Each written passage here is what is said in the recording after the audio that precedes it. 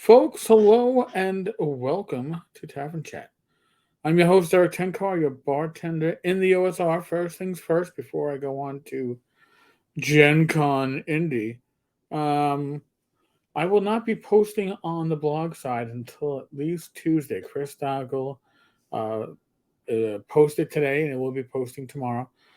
My wrist, I don't know if we can still see this, is still bandaged up. I am supposed to treat my right wrist as if it was broken.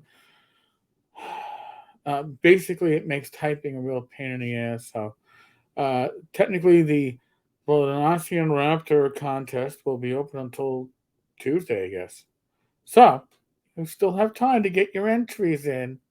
Some entries are effing amazing. Swear to God. So, why do I have up Gen Con? Well, a friend of mine who attends Gen Con got an email yesterday from Gen Con reminding people that the mask and vaccine policy was still in effect. Now, why is that important? Well, it's important because conventions are generally everything's going away from masks and vax mandates. I believe at this point they're talking about having the transportation mandate expire in April. Uh, New York State, no more vax mandate. I understand that Gary Kahn had a mask mandate, but apparently there are complaints that people weren't really taking it serious. Um, I wasn't there. So apparently, Gen Con put this policy up January 6th. So that's 2.5 months ago. But for them to put out a reminder tells you that they don't plan on changing it.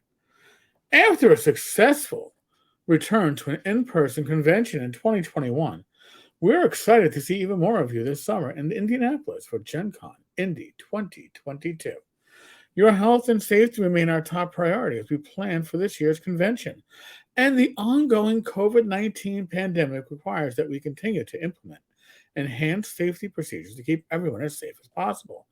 These policies are subject to change, but if you're reminding people now they're still in effect, I don't think they're changing. But based on the best information available to us at this time, this is our plan for this year's convention.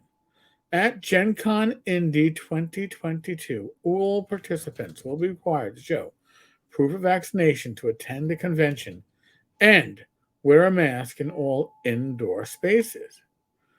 We expect everyone participating in Gen Con Indy, including all attendees, exhibitors, game masters, event organizers, and event staff, will be required to be fully vaccinated against COVID 19 with an improved vaccine, yada, yada, yada.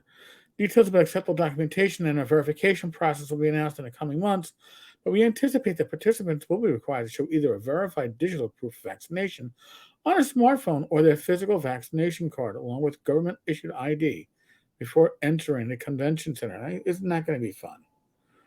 And you would think that once you've gained admittance to the convention center, they'll give you something that shows that you have been vaxxed. I don't know.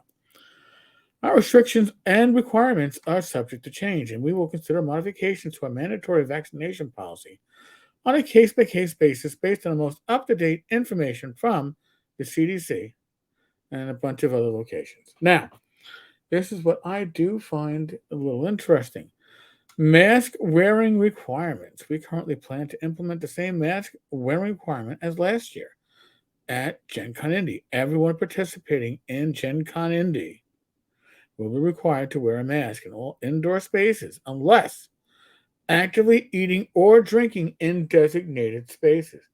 That means that eating at the table, which had been, the way to get around it at, at other cons, um, verboten.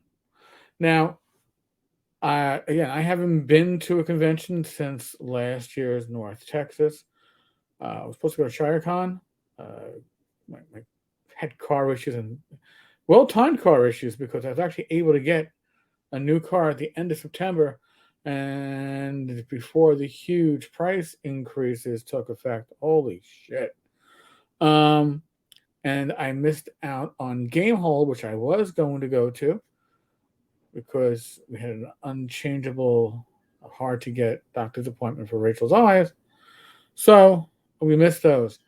Uh, and then with the COVID situation receding, it's not gone. And I'm not saying it is. All right, folks. Somebody who's been vaxxed, boosted. So I got 3 shots. I know they're talking 4. I'm going to go there. Somebody who had COVID at the beginning of the year tested positive for it. It exists. I'm not denying that it does. But at this point, my mindset is if I'm going to spend money, significant money, convention fees, or actually secondary to hotel, airfare, food, drink. If I'm going to spend that, I want to have the best time I can have possible. And wearing a mask does not make that feasible. So I was like, all right, you know what? Normally, TotalCon is a no-brainer, right? I can drive to it. Costs are minimal. Masking up the whole time, not happening. Not good. Not a fun way to spend my time. And that obviously meant that for me and Rach, GaryCon was a no-go. And I wasn't going to go to the house party known as TSRCon. So Gen Con Indy apparently is doubling down because they sent out the emails. So masks must cover the nose and mouth and fit snugly against the sides without gaps. They can either be manufactured or homemade and should consist of a solid piece of material without slits, exhalation valves, or punctures. Neck gaiters are acceptable. This I find to be very, very interesting because it's been proven. I was a neck gaiter wearer initially because it was more comfortable and I was able to breathe through it better than a mask. But it's been proven that neck gaiters are, I think, beyond next to worthless. I think that they are actually worse than wearing no mask. Figure that one out. Bandanas are not acceptable. Okay. Face shields and or goggles are not acceptable on their own, but can be worn with a face covering that follows the above guidelines. Face coverings as part of a cosplay or a costume are not a replacement for an appropriate mask. The above guidelines must still be met. So there you have it. So they sent out emails this weekend reminding people that masks and vax will still be required at Gen Con. Maybe that's a way to cut down the number of attendees. Maybe they did want the regular attendance that they've been used to. The 2019 numbers were, I had them up here before. 2019, they had 68,000 attendees. Maybe they're not looking for those numbers. Maybe they're trying to keep it down. I don't know. Folks, we've already spoken about COVID, right? I know the demographics. I think 0.7% of our viewers are under the age of 18. So what I'm going to say is it's most likely you are an adult. If you're an adult, you know about the concept called common sense. Use it. All right? You know your risk factors. You know where you live. You know whether or not COVID is a huge problem in your area. Take precautions that are appropriate. Common sense. Okay? Other than that, be safe, be well, God bless, roll those dice. And God willing, I will be back again tomorrow. But like I said, Chris Stockel has the blog side at least through tomorrow.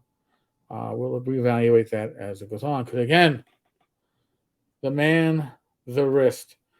This was because my surgeon was trying to do me a favor and go through the wrist if possible, but it wasn't possible. So this happened, and then the groin happened. Oh God! All right, folks. I know TMI. Laters.